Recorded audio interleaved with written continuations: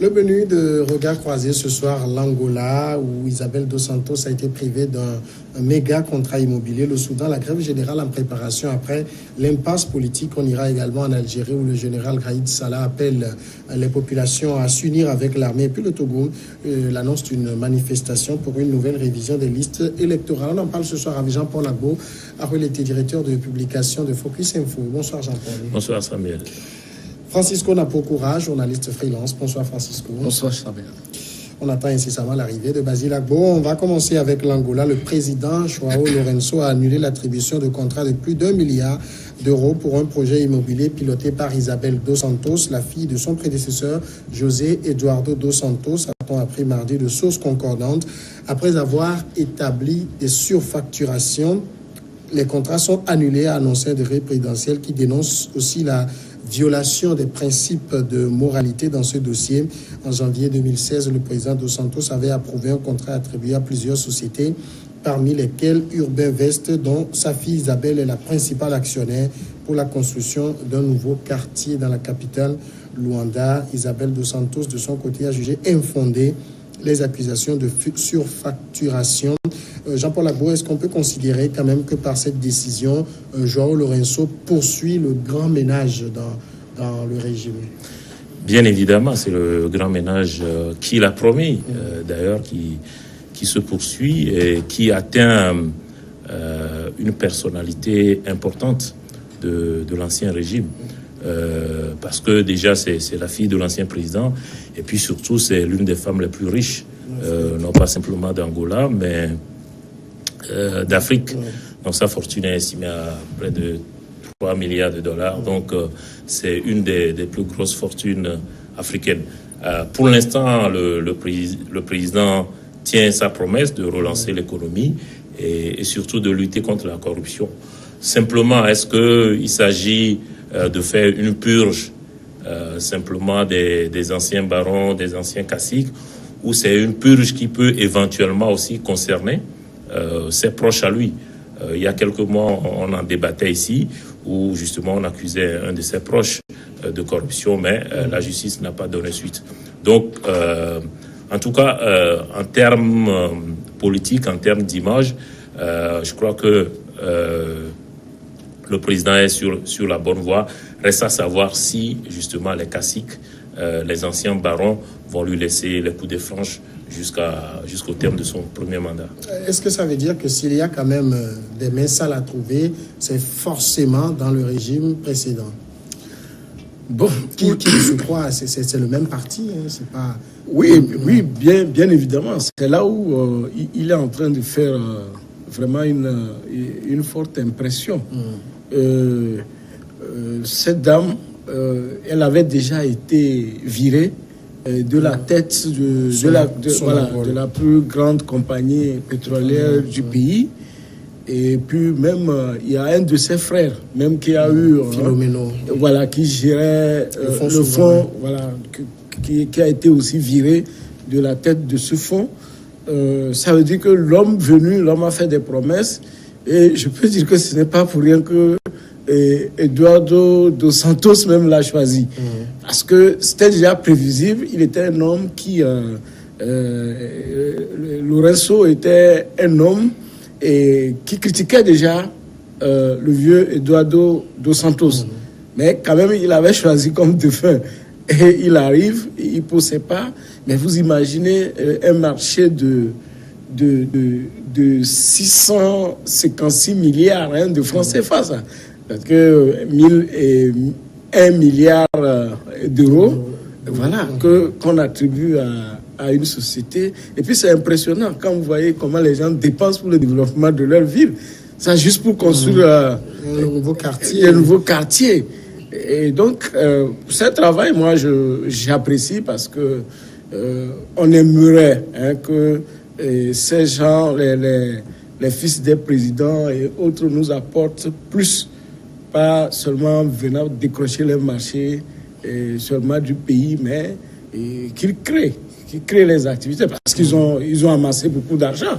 Elle, par exemple, les grands milliardaires, il y a des chantiers au pays là-bas. Je prends par exemple, si je peux donner un exemple, par exemple au Togo, il y a, comment l'appelle-t-on, l'usine textile de Dacha qui est là-bas, et qui dit que les gens qui ont amassé de l'argent peuvent venir investir pour, n'est-ce pas, relancer une usine de l'argent. Il doit y avoir autre chose également en Angola, et non toujours s'accrocher à ce qui est du marché de l'État. Donc, ça est la stabilité. Ils n'aiment pas le risque, c'est pas bon. Ils doivent se lancer un peu dans le risque et laisser les activités qui sont financées par l'État aux pauvres citoyens qui n'ont pratiquement... il y a des entreprises qui sont là, qui ne bénéficient de rien.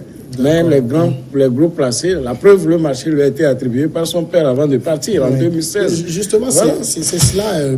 Isabelle Dos Santos parle de jugement infondé, puisqu'elle dit que la procédure, même la société Urbaine Vest dit que la procédure de passation a été respectée et au niveau des comptes, la Cour des comptes a certifié les oui, c'est l'argument de défense de Isabelle Dos Santos et de ses proches. Bon, on n'en entend pas moins d'eux.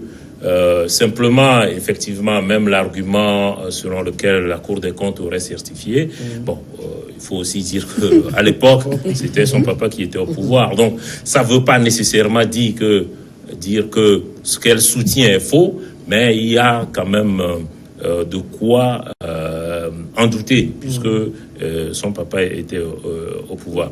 Donc, on a parlé de surfacturation, ce qu'elle conteste, on a parlé également de non-respect des procédures de passation. En fait, on l'accuse d'avoir pris un marché de gré à gré de 650 milliards, ce qu'elle conteste, mais aussi on l'accuse d'avoir obtenu ce marché alors que l'entreprise dont il est question, c'est pas son métier de réaliser ce genre de travaux.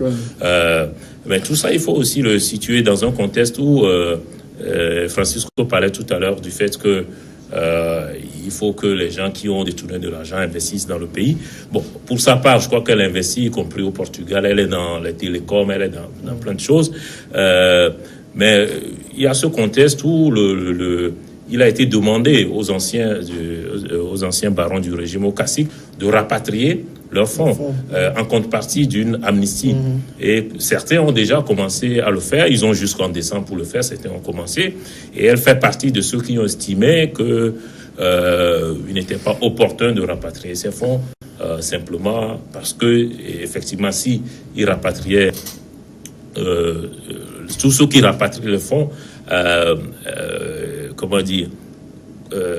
affirment implicitement ou reconnaissent implicitement, ce que je vous l'ai dit, avoir détourné de l'argent. Donc, elle estime n'avoir pas détourné de l'argent, donc il n'y a pas de raison pour qu'elle rapatrie ce fonds. Donc, il faut placer tout ça dans ce contexte où effectivement, elle continue à avoir un certain bras de fer avec le régime en place, et donc eux aussi sont dans leur rôle de montrer qu'ils sont dans une opération de purge, de main propre, et donc que y compris les enfants de l'ancien président peuvent être concernés. Il y a sa demi-sœur aussi qui est en exil. Oui, utilisé. Donc voilà, donc ça touche véritablement tout le monde, et au moins symboliquement, tous ceux qui ont aujourd'hui envie de détourner de l'argent dans ce pays vont s'interroger ou en tout cas réfléchir à 1000 fois avant de le faire. Mais ce qui est quand même inquiétant aux yeux de beaucoup, c'est que c'est principalement dans la famille Dos Santos que se concentre cette opération main propre.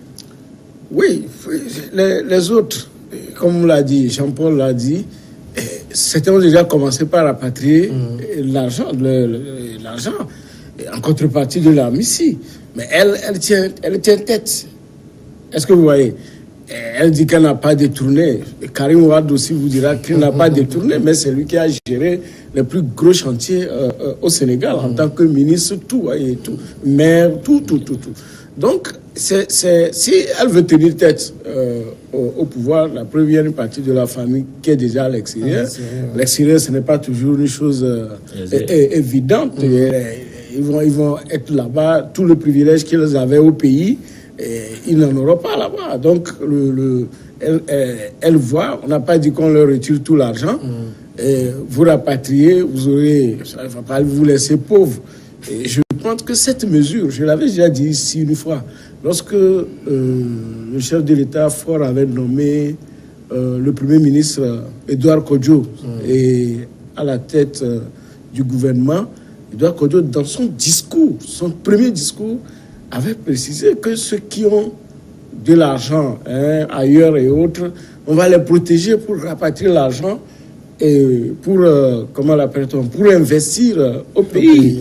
Et je poursuis en disant, le chef de l'État qui avait fait, n'est-ce pas, un discours pour dire qu'il y a surfacturation et autres, peut aller dans ce sens, même pour le financement du PND. Pour le financement du PND, si vraiment on réactive la proposition de Edem Kodjo pour demander à ce que, comme une amnistie, comme ce qui est fait, c'est pas qu'on va appauvrir les gens, faut pas forcément appauvrir totalement les gens, mais qu'ils rapatient déjà ces fonds même dans nos banques pour permettre au financement. C'est la reconnaissance implicite que oui, j'ai effectivement détourné. Mais ils n'ont pas les champs de cacao de feu de Moigny ou ailleurs. Non, ici c'est des fonctionnaires. C'est des fonctionnaires ou bien des gens qui sont proches du pouvoir, qui ont des marchés comme ça. Regarde, c'est pas son domaine. C'est pas son domaine la construction. Mais elle prend ce marché de 650 milliards. Et elle en a, donc ce n'est qu'une partie qu'on a retirée. Donc c'est pas un marché privé, mais c'est un marché lié à l'État. Si vous voulez collaborer, traiter avec l'État, il faut être propre. Quand on n'est pas propre, là, l'État vous saute. Et c'est tout à fait normal.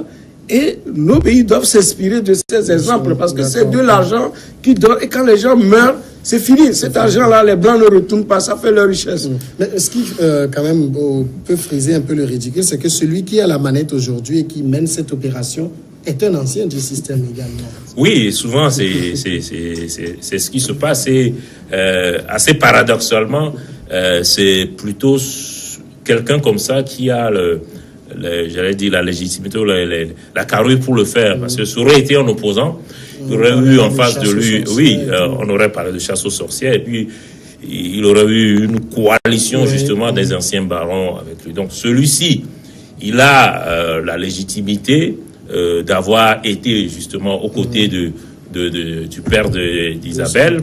Il a des barons qui sont avec lui. Et c'est fort de tout ça qu'il peut mener ce combat. Sinon, il serait venu de l'extérieur que je crois que le combat aurait été plus dur. Ça ne veut pas dire pour autant que lui, il est propre. Nécessairement au cours de sa longue carrière, et aussi bien la sienne que celle de son entourage, ils ont dû laisser aussi beaucoup de casseroles. Mais il se trouve qu'aujourd'hui,